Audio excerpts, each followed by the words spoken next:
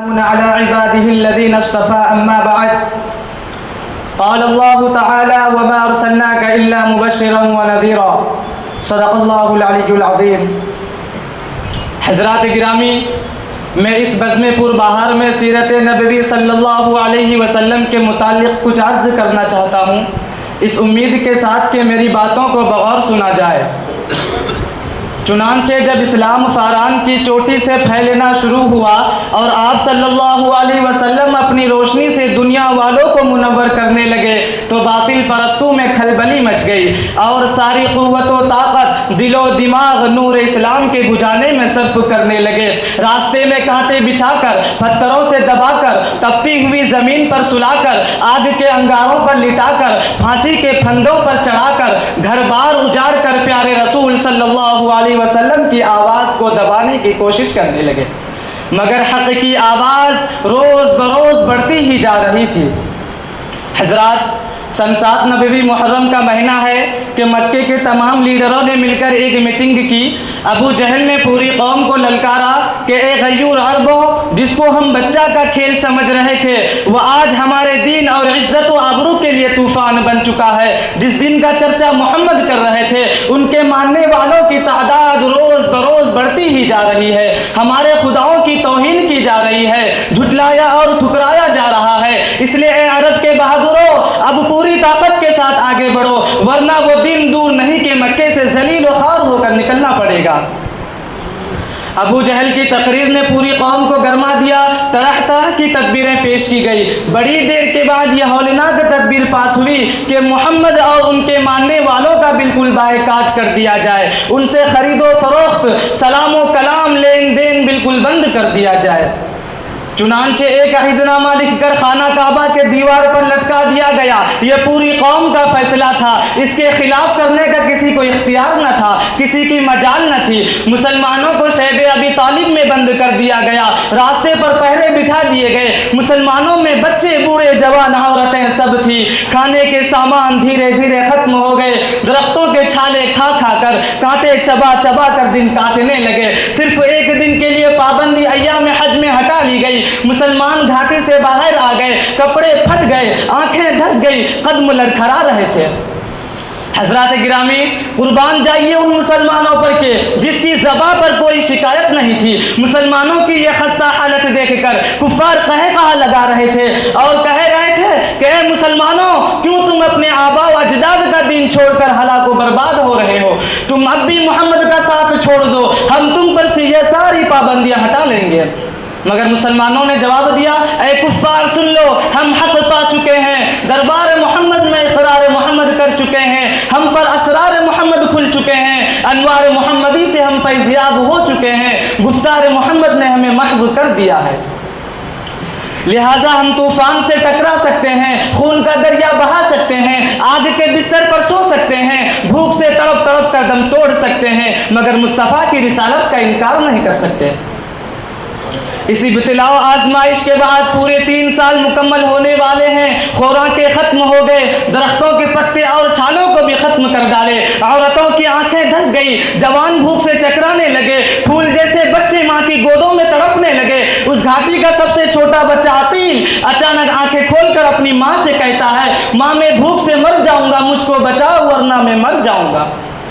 یہ سنتے ہی ماں کے ضبط کا بندھن ٹوٹ گیا. وہ بے تحاشا اپنا سر زمین پر پٹکنے لگتی ہے، سر پھٹ جاتا ہے، لوگ اسے سنبھالتے ہیں اور وہ یہ کہتی رہتی ہے کہ مجھے چھوڑ دو، میں اپنے لخت جگر سے پہلے مرنا چاہتی ہوں. دنیا والوں، ذرا سوچو کیسی سنگین گھڑی تھی، کتنا بھیانک منظر تھا، مگر رسول کی باتوں سے منہ نہ موڑا.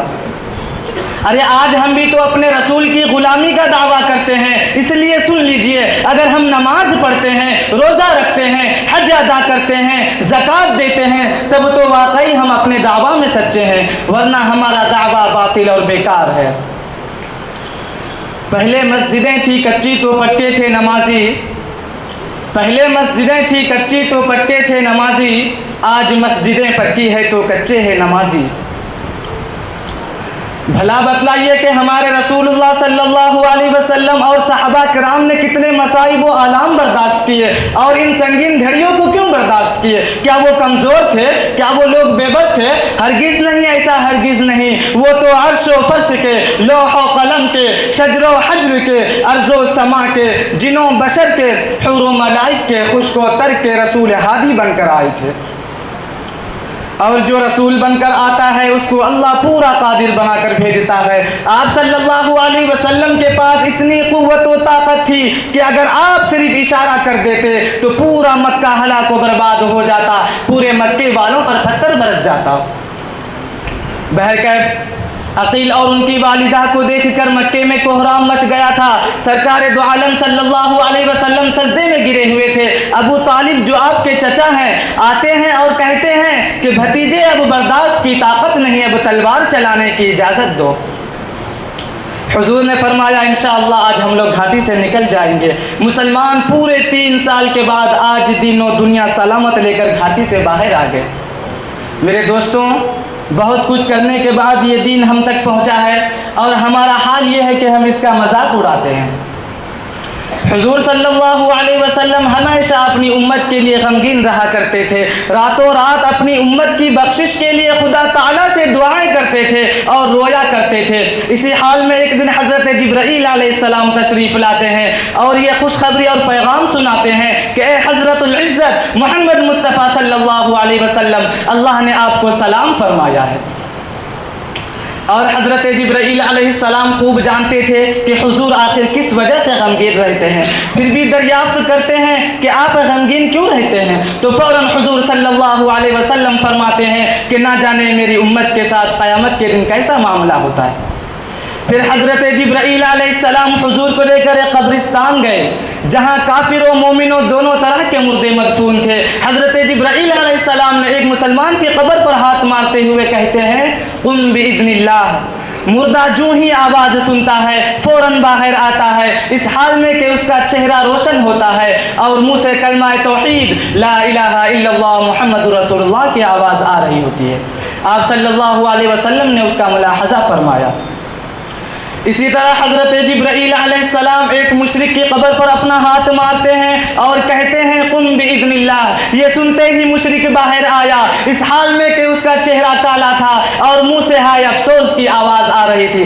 حضرت جبرائیل نے آپ صلی اللہ علیہ وسلم سے فرمایا جس طرح بھی آپ نے مومن بندے کو دیکھا اور کافر کو دیکھا، ٹھیک اسی حال میں اس دن بھی ہوگا کہ ہر کلمے گو کو اس کی قبر سے اس کلمے کے ساتھ اٹھایا جائے گا، اور کافر کی یہی حالت ہوگی جو آپ نے دیکھا۔ اتنا سننا تھا کہ آپ کو تسلی و تشفی ہو گئی۔ برادران اسلام، آپ نے دیکھا کہ حضور صلی اللہ علیہ وسلم کس طرح اپنی امت کے لیے ہمیشہ محض تدبر و تفکر رہا کرتے تھے، لیکن افسوس کہ ہم نے حضور کے امتی ہو کر آپ صلی اللہ علیہ وسلم کو اس طرح بھلا دیا ہے، ان کے نقش قدم کو اس طرح ترک کر دیا ہے کہ ہمارا ضمیر خود ہم پر ملامت کرتا ہے۔ ارے یاد کرو اس وقت کو جب کوئی کسی کا پرسان حال نہ ہوگا۔